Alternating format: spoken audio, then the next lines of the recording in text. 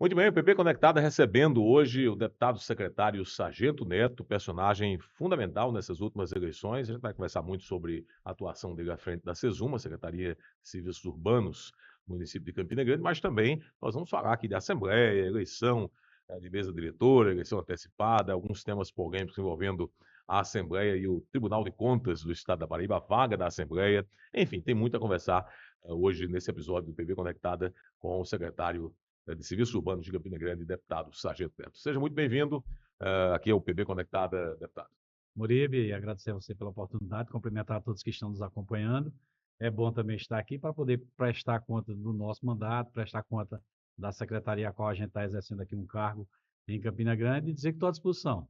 Começar logo de modo lato, eu vou falar muito sobre os serviços urbanos da secretaria que o senhor ocupa já há cerca de 8 meses, mas começar logo de maneira light. Como é que foi a conjuntura eleitoral desse ano? Foi dentro do projeto que o senhor imaginava, os aliados do prefeito Bruno imaginavam nessa eleição em 2 turnos, ou surpreendeu de alguma forma? O que é que foi decisivo nessa campanha 2024? Nós tínhamos a perspectiva, né, de vencer as eleições no primeiro turno, mas aí também pela divisão, o governo também usou o poder que tem, a força que tem para dividir também, para colocar algumas candidaturas à disposição da sociedade campinense, né? Se não me falha a memória, foram 5 candidatos, e a maioria deles da base do governo, para poder levar para o segundo turno. E eu pregava isso, né, desde do lançamento da campanha, e nós tínhamos que intensificar o trabalho que foi realizado durante esses 4 anos de mandato, para poder resolver as eleições no primeiro turno, né? Então, houve a divisão, o partido que eu faço parte também, o PL, houve essa divisão, resolveu lançar a candidatura própria e fez com que levasse a disputa para o segundo turno. Mas nós já tínhamos cantado a pedra. Se não tivesse lançado essa candidatura, nós tínhamos formado já o partido na chapa proporcional, nós tínhamos formado 23 candidatos e o partido automaticamente ia apoiar a reeleição de Bruno. Isso, assim, queira que não queira, mostrou aí que houve também uma resistência, né, não só pela questão de estadual, por alguns agentes políticos também. Mas aí no segundo turno a gente resolveu a charada e matou aí com uma grande diferença de votos. Não Né? houvesse essa divisão dos conservadores em Campina, leia-se aí PL, o seu partido teve idas e vindas em relação às decisões estaduais e ao próprio projeto do PL lá em João Pessoa, não havendo aquele episódio, a candidatura de Bolinha em si, o resultado teria sido favorável a Bruno já no primeiro turno, na sua opinião? Natural, isso era natural. Nós tínhamos resolvido no primeiro turno. Isso aí eu tenho a certeza e a convicção que teríamos votado, até mesmo porque o público mais voltado para essa pauta, a questão da direita, o público conservador, teria já que Bruno votou nessas pautas, Bruno já votou por diversas vezes nos candidatos de Bolsonaro. Então, assim, a gente tinha certeza que isso seria resolvido no primeiro turno. Então, com essa divisão da direita, tendo candidatura própria, mesmo não obtendo êxito, a gente sabe que para uma disputa aqui em Campina Grande ela tem um público diferenciado, isso a gente não nega, nós somos barristas, nós valorizamos a prata da casa, e quando ela começou a entender isso, que não houve essa disputa de bandeira ideológica, e sim o que era melhor para Campina Grande, então decidiu-se por Bruno. E eu tinha cantado a pedra de só, eu faço parte do PL, nós temos a bandeira do conservadorismo, a bandeira da direita, mas se dividir aqui, nesse primeiro turno, tenho certeza que vai se levar para um segundo turno, e isso foi com as fichas que o governo do Estado usou. O governo do Estado ele lançou aí alguns candidatos com votação PIF, mas que levou para o segundo turno. Isso enfraqueceu muito a questão de resolver logo no primeiro turno. Essa é a minha visão. Deixa eu rememorar, antes da gente passar aqui a algumas outras pautas mais administrativas e também de falarmos sobre a Assembleia, secretário. No segundo turno das eleições, um episódio chamou muita atenção, sem nenhum trocadilho, mas o vereador eleito, um dos mais votados do União Brasil, o Rafafá, ficou numa saia justa, sem nenhum trocadilho. Ficou numa saia justa quando Bolinha, em discurso de apoio a Bruno no segundo turno, disse: olha, tem que retirar essa pauta aí da LGBT, tem que retirar esse projeto de uma criação de um conselho específico, enfim, para o público LGBT, da pauta de governo, do plano de governo de Bruno Cunha Lima. Foi uma condição colocada por Arthur Bolinha, do seu partido, do PL. Ou melhor, do seu agrupamento ideológico, digamos assim. Como é que você ouviu particularmente esse episódio envolvendo o bolsonarista Arthur Bolinha e Rafafá? Veja só, primeiramente, Bolinha, ele é do Partido Novo. Sim, Partido Novo, mas por isso que eu Partido Novo, disse né? agrupamento ideológico. Mas é um Exatamente. bolsonarista, É um assim como o senhor bolsonarista, também. exatamente. Sim. Era uma pauta, né, a qual aquele que defende a bandeira da direita não comunga diferente dessa linha de pensamento. A gente respeita a decisão de Bolinha, foi um pedido dele, né, e a gente respeita a forma que foi decidido, porque quando a gente fala uma eleição municipal, muita gente diverge dessa bandeira direita e esquerda. Quando é a nível estadual e a nível nacional, A essas bandeiras, polarização vem. ela vai mais à tona, né? Existe aí esses dois pontos, né, de direita e de esquerda, então há a polarização. Isso é natural.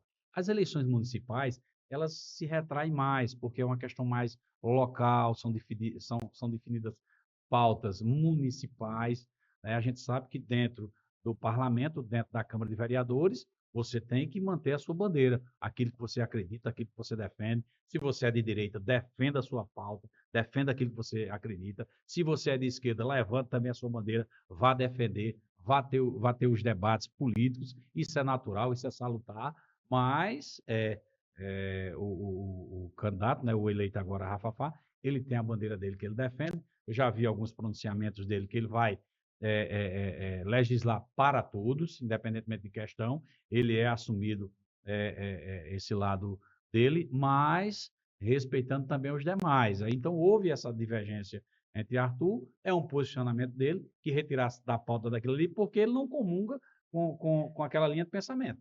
O senhor é um homem experiente. Nem tudo que está num plano de governo vai ser colocado em prática. Isso é fato. Não tem como. Mas, afinal de contas, depois daquelas declarações todas, o próprio prefeito Bruno disse que não, titubeou um pouco, e diante, claro, da liderança de Rafafá em torno do grupo LGBT, enfim, disse que se fosse em nome da aliança com o Partido Novo de Bolinha e o PL, todos os conservadores no segundo turno juntos, no mesmo palanque, ele abriria mão desse projeto. Afinal de contas, ficou, não ficou no plano de governo, e o senhor acha que esse projeto deve ser colocado em prática? É como você bem falou, foi bem claro, né, nem tudo que se coloca dá para se realizar. Dentro dessa pauta aí que você está afirmando, essa questão dessa pauta LGBT, creio que deve ter sido retirada, né? Mas tudo que coloca dentro do plano de governo, ninguém sabe se dá tempo e se vai poder colocar em prática, né? A gente sabe que Arthur fez esse pedido diretamente para Bruno, mas dentro do debate até dentro do próprio debate da política, dos debates que houveram dentro dos prefeitados. Essa foi uma pauta que até mesmo no primeiro turno ela não foi muito discutida, não foi discutida quando eu digo a você que não houve essa polarização dentro das eleições municipais. Muito pouco se discutiu isso aí. Se discutiu mais a nível administrativo das cidades. Essa é uma pauta municipal que aquele que vai representar na Câmara de Vereadores, nós temos vereadores que também defendem a nossa bandeira, como o vereador Alexandre Sindicato. Tem outros vereadores que defendem a pauta da esquerda, como João Oliveira. Então, existe esse debate, mas lá dentro, quando se passa para a disputa, então o seu público que está ali dizendo, não, o eleitor, ele vai votar em quem, Murilo? Ele vota em quem ele se identifica. Ele não vai, um cara que Um voto mais direita, personalista, né? exatamente, ele não vai, um cara que tem uma bandeira dessa de direita, ele não vai se identificar e votar em um vereador que defende uma pauta esquerda, que levantou a bandeira, que é de um grupo político diferente do nosso. Então, assim, cada um nessa eleição municipal, ele procurou mostrar o que fez pela sociedade, deixou um pouco, né, essa questão dessa discussão ideológica, e foi isso aí que foi mostrado dentro de Campina Grande. Cada um escolheu o seu candidato, a qual ele se espelha. Eu já enfrentei algumas eleições e sei muito bem o que é isso. O eleitor, ele vai procurar votar em quem ele se identificar. Se ele se identificar, Muribe me representa por isso e aquilo, então eu vou votar em Muribe. Se ele não se identificar com você, Muribe, não adianta você cortejar, não adianta você arrodear, né, porque o eleitor ele não vai votar em você. Ele vai votar mais uma vez em quem ele está se identificando. Secretário, a propósito de identificação, o senhor é oriundo do Legislativo, experiência tanto no campo aqui municipal, na Casa de Francisco Araújo, como também na Assembleia Legislativa, da qual o senhor licenciou para assumir a secretaria. Como é que tem sido essa experiência no Executivo? O senhor sucedeu um secretário que vinha sendo muito elogiado pelas ações, enfim, a limpeza urbana, digamos, os serviços urbanos, como um todo, eram muito elogiados. O senhor está há cerca de 8 meses na pasta, como é que tem sido essa experiência e como é que foi suceder o secretário Geraldo Nobre? Assim, é uma experiência nova para mim, uma experiência gratificante, né? Quando o Bruno me fez o convite, eu de pronto aceitei, porque eu sabia que eu poderia, fazendo parte do executivo, é um trabalho que você tem autonomia de poder realizar aquilo que você deseja, aquela solicitação que vem da população, você tem resolutividade para os problemas e é muito gratificante quando o cidadão que paga seus impostos, Murilo, vem lá e te pede para que você possa fazer um benefício para Campina Grande, você tem autonomia, não depende de ninguém, vai lá e realiza aquele trabalho.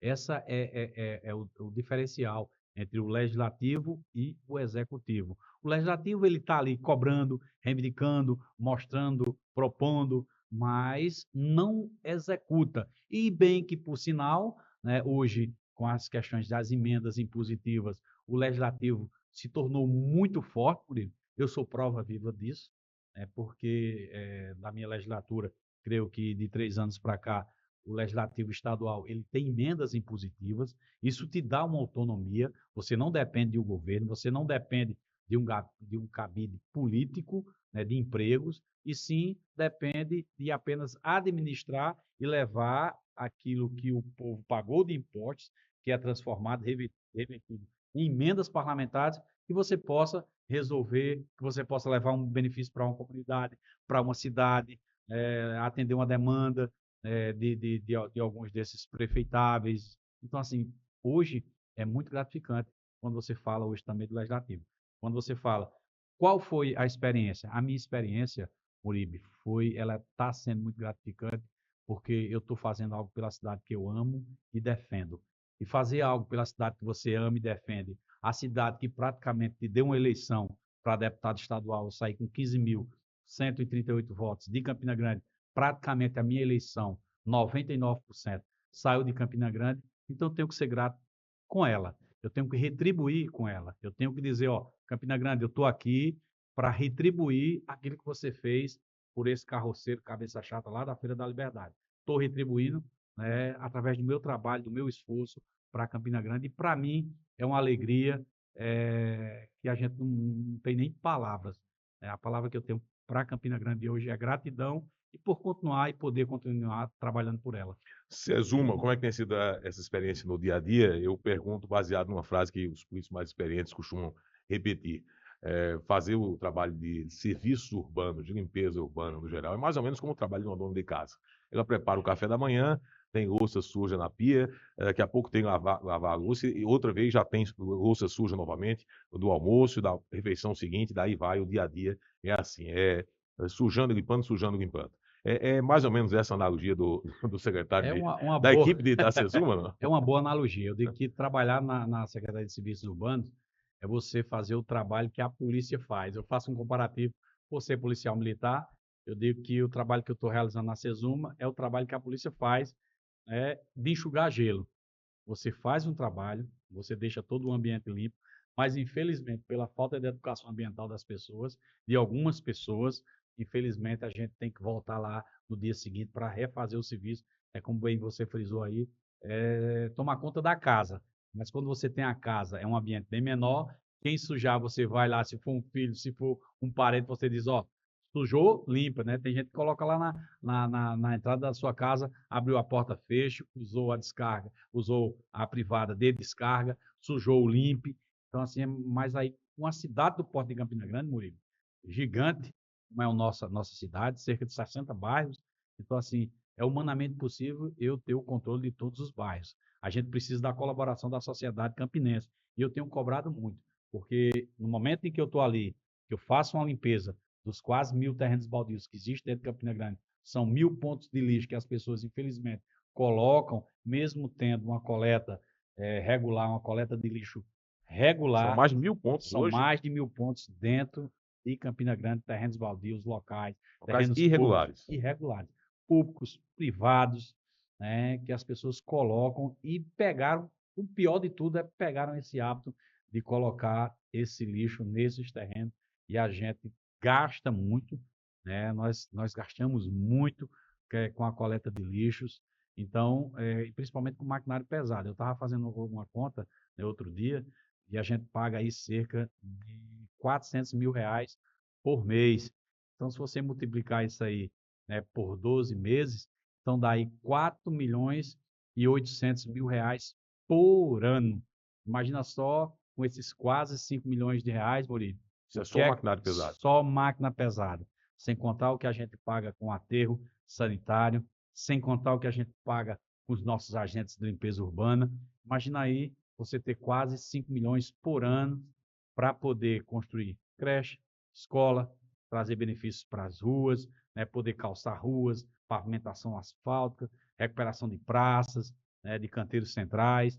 Se eu economizasse esse dinheiro, se a população contribuísse com o meio ambiente, imagina só quanta gente ia economizar, como Campina Grande não seria aí nessas décadas aí que a gente vem gastando e pagando tanto dinheiro público por falta de educação ambiental das A pessoas. propósito de orçamento, secretário, o senhor tem uma forte expectativa, claro, de voltar à Assembleia a partir de 2025, mas no momento atual de discussão da LOA, enfim, tem lutado, tem batalhado por mais orçamento para a Sesuma a partir de 2025, independente de quem seja o secretário? Falei. É um ponto que eu conversei com o Gustavo Braga, com o prefeito Bruno, para que a gente possa aumentar o orçamento da Sesuma.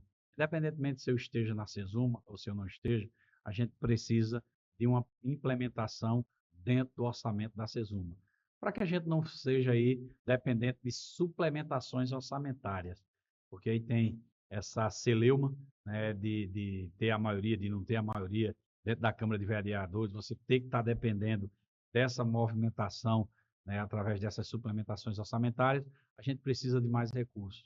Inclusive, eu dei uma sugestão, né, e Bruno é um cara que escuta muito, e também Gustavo Braga, para que a gente pudesse, nesse ano de 2025, ter dentro do orçamento um valor X para que a gente pudesse trabalhar na recuperação de praças, na reconstruções de galerias.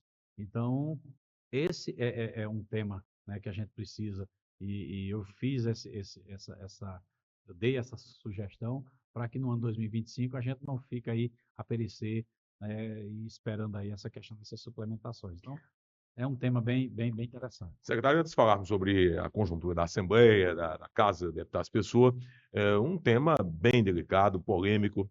Nos últimos dias, a coordenação jurídica do ex-prefeitário Johnny Bezerra atribuiu, inclusive numa das AGEs, das Ações de Investigação Judicial Eleitoral, o seu nome como sendo um secretário que agiu no período eleitoral para retirar irregularmente a propaganda de campanha, o material eleitoral do candidato Johnny Bezerra do PSB, e foi muito condescendente, digamos assim, até negligente com relação ao material de campanha de Bruno Cunha Lima nas ruas, ajuizou, inclusive, a ação envolvendo o seu nome. O que você tem a dizer sobre esses episódios? Enfim, é fato ou é fake? É infundado, né? É totalmente infundado, até mesmo porque nós trabalhamos com a retirada de lixo, e o lixo é para se retirar. Se um determinado candidato vai lá e numa praça pública, nós temos lá fotos, vídeos, porque toda a nossa equipe de fiscalização trabalha com honestidade.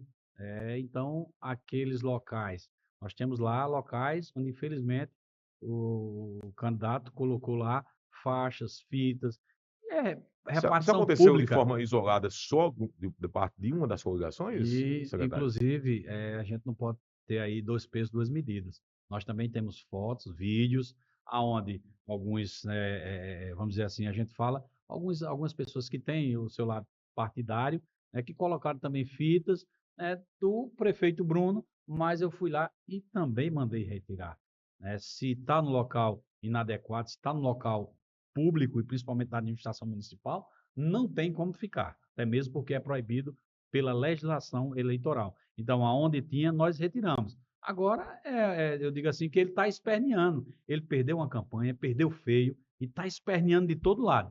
Quem perde, se for um cara consciente, vai ficar ali tranquilo, vai ficar conformado. Mas existem candidatos que não se conforma e vai espernear de todo lado. Se esperneia para um canto, se esperneia para outro, inventa uma história para um canto, inventa uma história para outro, mas aí o choro é livre, meu amigo, pode chorar. Quem vai chorar na Assembleia?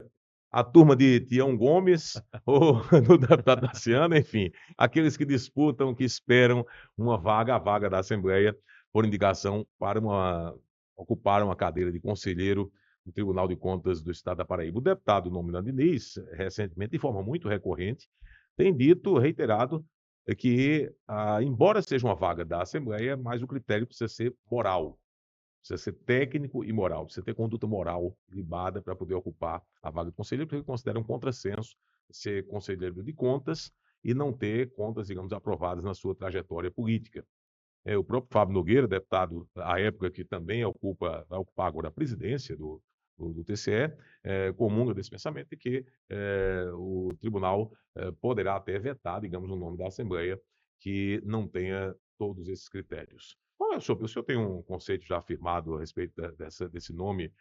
Foi procurado por alguém, pelo deputado Tião, enfim, para um voto diante dessa escolha aí de um nome para ocupar uma vaga no TCE? Sim, essa escolha é da Assembleia, né, nós temos autonomia, o parlamento ele é soberano, né, ele tem o poder de decidir, até mesmo porque é legal indicar essas próximas, se não me falha a memória, 3 vagas para conselheiro deve partir dentro da Assembleia. São 36 deputados estaduais que devem escolher dentre os deputados os 3 nomes, é um direito nosso.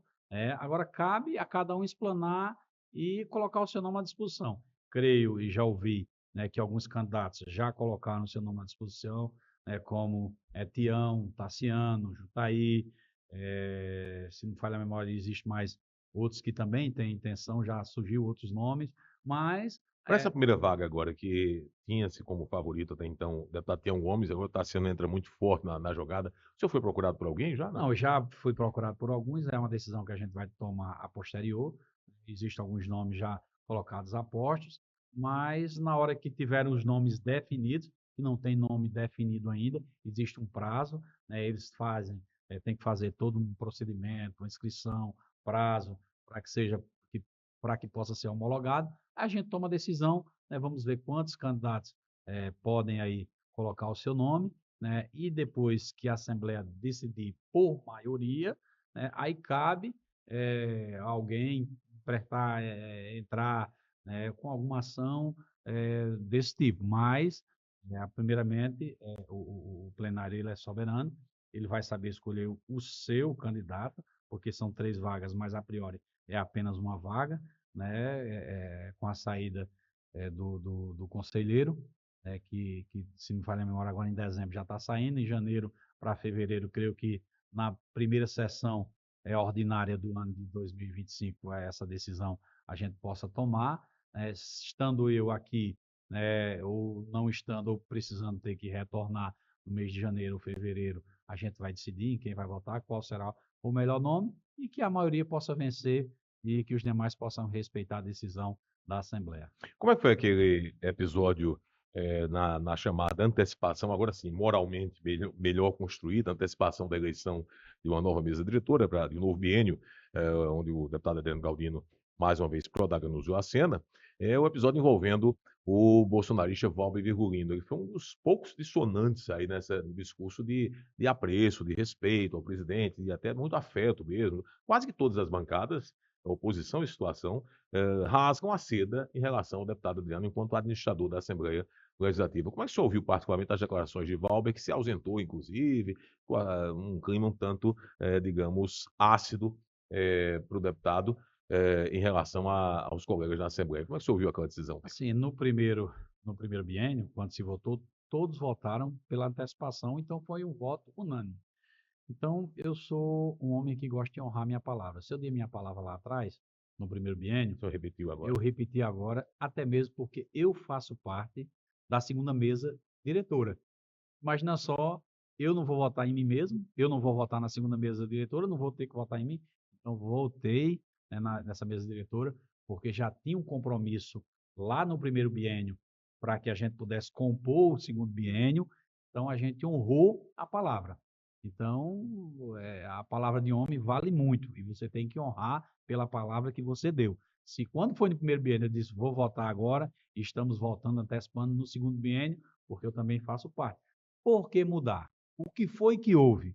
Por que vou mudar o meu pensamento do primeiro para o segundo biênio? Não. O Sargento Neto vai honrar a palavra que ele deu. E eu honrei. Palavra minha não cai no chão. Faltou essa palavra de Valber? Não, aí cabe a ele responder. Cabe a ele responder o porquê foi que ele não honrou a palavra que ele deu no primeiro biênio. Eu honrei a minha palavra no primeiro e honrei no segundo e vou continuar honrando minha palavra sem muita falácia, sem muito estouro, sem muita explosão emotiva. Não, a gente tem que agir pela razão e eu ajo pela razão. O grande escritor, pensador brasileiro, jornalista Nelson Rodrigues dizia que toda unanimidade é burra. Mas Adriano Galdino tem quase, exceção a Valber Virgulino, agora recentemente, tem quase sido uma unanimidade na Assembleia. Essa unanimidade é boa e é inteligente, deputado? Veja só, nós fazemos parte de uma oposição, né, e quando você tem um presidente que respeita a oposição, nós somos a minoria na Assembleia. São 12 deputados, né, que creio eu que agora estamos em 11 deputados que fazem parte da oposição, mas Hoje quando a saída de Cida Ramos. exatamente com a saída de Cida e também de João Bosco, então praticamente nós vamos estar aí com 10 deputados de oposição. Mas quando você tem um presidente que respeita o posicionamento da oposição, que também tudo que impõe o governo do Estado, que você não se curva, que você sabe que o parlamento ele tem que se impor, mesmo fazendo parte lá eles da base do governo, mas nós temos que ter o respeito porque nós somos um poder legislativo e não adianta você estar se curvando a A e nem a B. E isso, Adriano Galdino, ele tem feito, né, e tem se mostrado que não se curva, e isso adquire o respeito da oposição. Tem o posicionamento dele, nós que fazemos parte da oposição temos os nossos posicionamentos, discordamos da forma de governar do governo do Estado, que peca muito em alguns aspectos, mas que o parlamento ele tem que ser soberano. O que nós decidimos está decidido. O senhor já decidiu para 2026, na hierarquia de prioridades, União Brasil com o senador Efraim Filho tem grandes possibilidades de sair com o candidato ao governo do Estado, fazendo oposição ao governador João Azevedo. O próprio prefeito Bruno, que o senhor defende em Campina, seria um nome, em tese. E Romero, que foi cantado e decantado nos comícios, nos palanques pelo prefeito Bruno, como o nome do Podemos, mas o nome da oposição para 2026. Quais desses aí lhe agradariam mais? Ou o próprio Adriano Galdino, que hoje faz parte da base do governo, João Azevedo, mas na conjuntura de 2026, a depender das negociações com a União Brasil, quem sabe, pode ser até o próprio candidato também das oposições. O senhor já decidiu sobre isso? Nós temos grandes nomes. Quando a gente fala de grandes nomes, a minha maior preocupação para 2026 é que a gente não divida, né, o nosso grupo, que o nosso grupo possa sair unidos, porque nós temos oposição forte na Paraíba, nós temos senadores fortes na Paraíba, nós temos deputados federais, nós temos grandes nomes que poderá concorrer. Efraim, o próprio Pedro, Romero, Rodrigues, Bruno também é um bom nome que se fortaleceu muito com essa reeleição dele. O que a gente precisa, que eu tenho pregado, é para que a gente não divida o grupo, que não saia um Não grupo. dividir o grupo, deputado, me perdoe, não dividir o grupo serve para internamente não dividir ou não continuar dividindo o PL, o seu partido? Não, O PL de Wellington Roberto, que já foi de Ivan recentemente, enfim. eu já falei isso, já falei principalmente para os nossos amigos de João Pessoa. O nosso partido PL ele tem que ser consciente, ele tem que ter pé no chão e dizer, ó, nós precisamos unir aqui com a oposição. Porque se dividir, grupo dividido, não vai chegar em canto nenhum. E é a tática deles, é dividir para enfraquecer. Então, se o PL sair dividido aqui, infelizmente, vai ficar difícil para que a gente possa ter o governo do estado da Paraíba, para que a gente possa vencer essa máquina pública que tem trabalhado, infelizmente, não por todos, mas por alguns. Então, essa é a nossa linha de pensamento. É toda a oposição PL, União, os demais partidos se unirem, coeso em um nome forte, para que a gente possa disputar, de fato e de direito, a eleição de 2026, né, porque nós mostramos agora, na última eleição, 2022, que praticamente a metade da população, dos eleitores paraibanos que foram votar, não concordam, não concordavam com a forma de governar da atual gestão do governo do estado da Paraíba e que mostraram aí mais, né, de 1 milhão de paraibanos foram às urnas mostrar o que de fato queriam, que queriam mudança, que queriam, né, uma forma de governar a Paraíba diferente. Então, eu vou continuar pregando isso, vou continuar dizendo, PL, nós estamos aqui, nós temos a nossa bandeira, mas se a gente dividir isso aqui, praticamente a gente pode perder uma eleição. Então, vai a definição de cada um, vai da consciência e o pezinho no chão e a umidade de cada um. Para encerrar, estamos chegando ao final de mais um ano. Qual a sua expectativa? Muita esperança para 2025 e o presente do Papai Noel que o deputado secretário Sargento Neto escolheria voltar à Assembleia, deixando a secretaria nas mãos de alguém da sua confiança, ou seu irmão assumir uma vaga na condição de primeiro suplente do partido na Câmara de Campinas. Qual é o presente político do Papai Noel para esse dezembro? Você falou em tanto presente bom aí, né? Vamos somar mais tudo Se puder escolher um só. Se pudesse escolher um presente só de Papai Noel, eu queria que assim, é uma intenção nossa, eu queria que meu irmão pudesse assumir a Câmara de Vereadores. Para mim seria já um grande presente para que ele possa representar aí os 3.842 eleitores que saíram de suas casas e depositaram um voto em Plínio Gomes, né, que é irmão desse cabeça chata aqui, Sargento Neto, que deram um voto de confiança. Seria um presente não só para o Sargento Neto, mas também um presente para a Campina, porque é um rapaz jovem, um rapaz que tem compromisso, que tem um carisma, porque é a primeira vez que você sai candidato, você tem aí praticamente quase 4.000 votos no maior partido, na maior disputa, onde tiveram aí grandes figurões da política, onde houve uma disputa acirrada. Então, era um presente que a gente queria realmente pedir aí a Papai do Céu. Muito bem, começamos com o secretário de Serviços Urbanos em Campina Grande, o deputado Sargento Neto. Muito obrigado pela vinda aqui ao PB Conectado. Eu que agradeço a oportunidade, estarei sempre à disposição. Obrigado, você vai curtindo, compartilhando o nosso conteúdo nas redes sociais PB Conectada. Até o nosso próximo episódio.